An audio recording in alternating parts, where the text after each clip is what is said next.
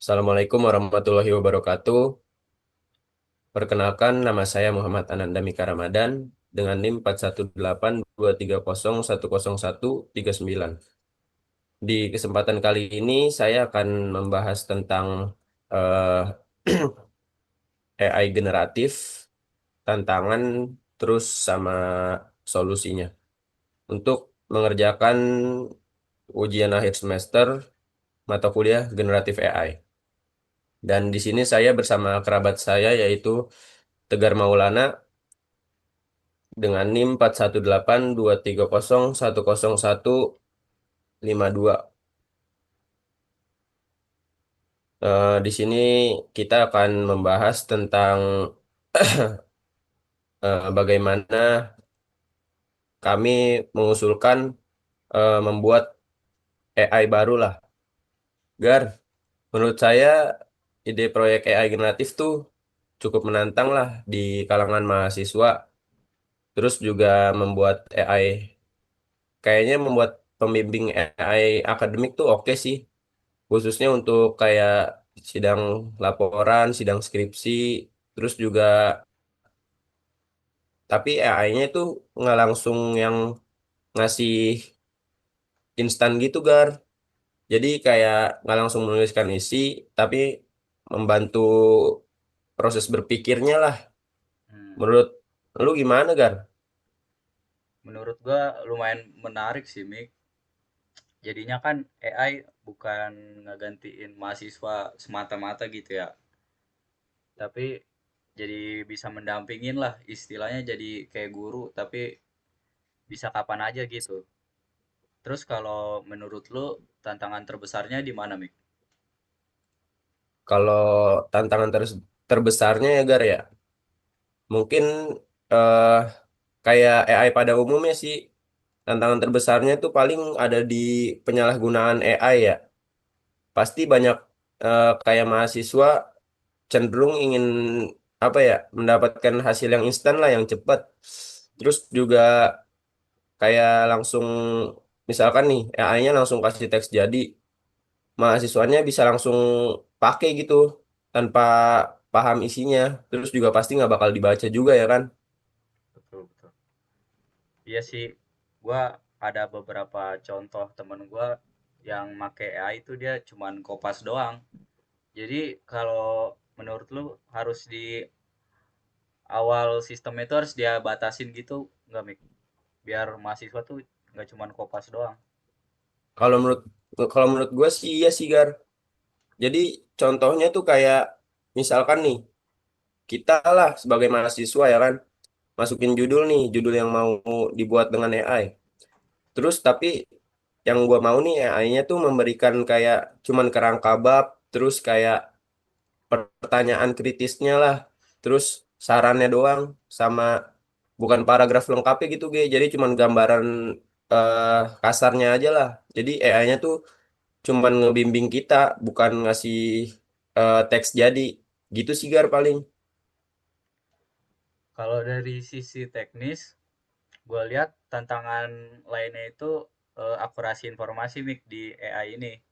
AI kadang ngasih jawaban yang kelihatannya benar, tapi padahal aslinya kagak jelas gitu, Mik, dari mana. Kadang sumbernya juga nggak ada. Gimana menurut lu, Mik? Iya sih, kadang juga berarti AI-nya juga harus eh, bagus ya, kayak datanya tuh, ngambil datanya harus bagus juga sih, Ge. Kayak misalkan nih, AI nyaranin metode kuantitatif ya kan, padahal data yang tersedia cuman kualitatif. Terus solusinya tuh AI-nya harus dihubungkan dengan sumber yang terverifikasi, kayak pedoman penulisan kampus atau kayak contoh laporan yang sudah dinyatakan valid lah oleh kampus. Kayak template yang kemarin tuh, yang dikirim tuh ya kan. Ya. Paling kayak gitu sih. Gue juga lihat masalah di konteks lokal kemarin. AI global sering pakai standar luar negeri yang apa nggak selalu cocok dengan sistem akademik di Indonesia. Itu gimana tuh, Mik, menurut lu? Iya sih, Ge. kayaknya perlu penyesuaian data juga sih, data lokal lah paling, ya kan. Terus juga kayaknya proyeknya menantang juga sih, karena harus menggabungkan teknologi AI, terus juga menggabungkan akademik lah, terus juga menggabungkan kebutuhan pendidikan juga kan, Gar. Ya. Lumayan sulit juga sih, tapi ini cukup menantang lah. Nah, kalau berhasil, justru AI ini bisa meningkatkan kualitas berpikir mahasiswa, Mik. Bukan malah nurunin. Iya sih, soalnya kan kayak kita sebagai mahasiswa nih jadi bukan dapat hasil yang instan gitu, Gar. Jadi kita tetap berpikir lah.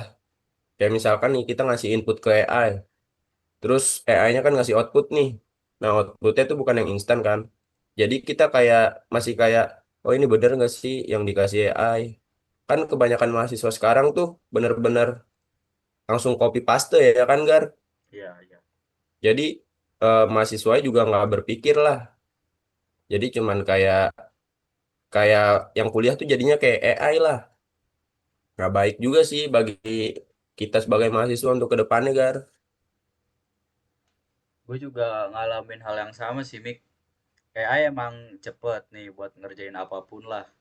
Tapi sering kali tulisannya itu terlalu rapi sama kurang spesifik, Mik. Sama konteks tugas yang kita kerjain. Jadi kayak bukan kita gitulah yang ngerjain. Iya sih, bener banget, bener banget. Terus juga kadang kan eh, kita nyari apa nih lah ya kan. Misalkan saran metode penulisan, tapi AI-nya malah kayak langsung menjurus ke metode kuantitatif, padahal eh, proposal kita yang kita teliti tuh metodenya kualitatif misalkan, kayak gitu sih. Banyak miskom juga lah kalau kita misalkan ngepromnya nggak bener. Makanya dari itu, Gar, gue kayak pengen mencetuskan apa sih, AI barulah kayak gitu. Gue biasanya pakai AI buat ngecek alur logika sih, Mik. Habis itu gue tulis poin-poinnya sendiri. Gue minta ke AI-nya buat ngevaluasi urutannya udah bener apa belum. Gimana tuh, Mik? Iya sih, mendingan kayak gitu sih. Maksudnya kita juga tahu lah, kayak misalkan cuman dikasih gambaran umumnya aja, jadi nggak kayak yang instan yang kita copy paste doang. Harus kita cek lagi nih, ini bener atau enggak ya kan. Hmm, Paling kayak gitu sih, Gar. iya, iya. Mudah-mudahan proyek ini bisa apa dicetuskan lah.